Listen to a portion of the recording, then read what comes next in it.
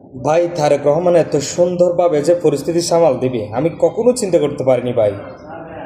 বিশ্বে একসাথে মনে করেন অষ্টআশিটা দেশে তেলের দাম বৃদ্ধি পেয়েছে, কিন্তু আলহামদুলিল্লাহ এখনও বাংলাদেশে তেমন বাড়েনি, 5 টাকা করে বেড়েছে। সংযুক্ত আরব আমিরাতে এখন প্রতি লিটার তেল প্রতি বাংলাদেশে 50 টাকা করে বেড়েছে।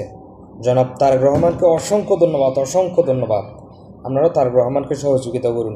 আর আমি সরকারকে একটা, যারা পাম্প থেকে তেল নিচ্ছে তাদের সবগুলো তেলের হিস্ট্রি অনলাইনে মানে রেকর্ড করা হোক অনলাইনে। যারা তেল নিতে আসবে তাদের লাইসেন্স এবং গাড়ির নাম্বার চেক করবে, তারপরে তেল দিবে।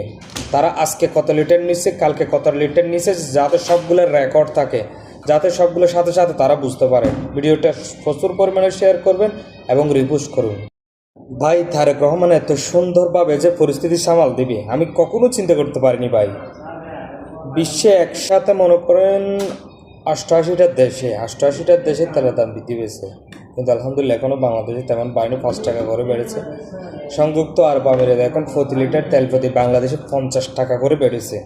জনাব তারেক রহমানকে অসংখ্য ধন্যবাদ, অসংখ্য ধন্যবাদ। আপনারা তারেক রহমানকে সহযোগিতা করুন।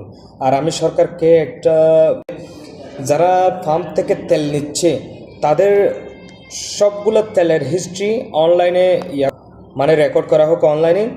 যারা তেল নিতে আসবে তাদের লাইসেন্স এবং গাড়ির নাম্বার চেক করবে, তারপরে তেল দিবে। তারা আজকে কত লিটার নিচ্ছে, কালকে কত লিটার নিচ্ছে, যাতে সবগুলোর রেকর্ড থাকে, যাতে সবগুলোর সাথে সাথে তারা বুঝতে পারে। ভিডিওটা প্রচুর পরিমাণে শেয়ার করবেন এবং রিপোস্ট করুন। ভাই তারেক রহমান এত সুন্দরভাবে যে পরিস্থিতি সামাল দিবে আমি কখনো চিন্তা করতে পারিনি ভাই।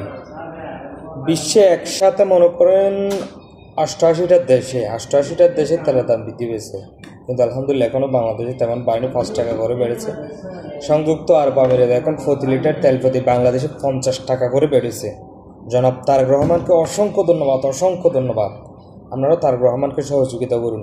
আর আমি সরকারকে একটা, যারা পাম্প থেকে তেল নিচ্ছে তাদের সবগুলো তেলের হিস্ট্রি অনলাইনে মানে রেকর্ড করা হোক অনলাইনে। যারা তেল নিতে আসবে তাদের লাইসেন্স এবং গাড়ির নাম্বার চেক করবে, তারপরে তেল দিবে। তারা আজকে কত লিটার নিচ্ছে, কালকে কত লিটার নিচ্ছে, যাতে সবগুলোর রেকর্ড থাকে, যাতে সবগুলোর সাথে সাথে তারা বুঝতে পারে। ভিডিওটা প্রচুর পরিমাণে শেয়ার করবেন এবং রিপোস্ট করুন।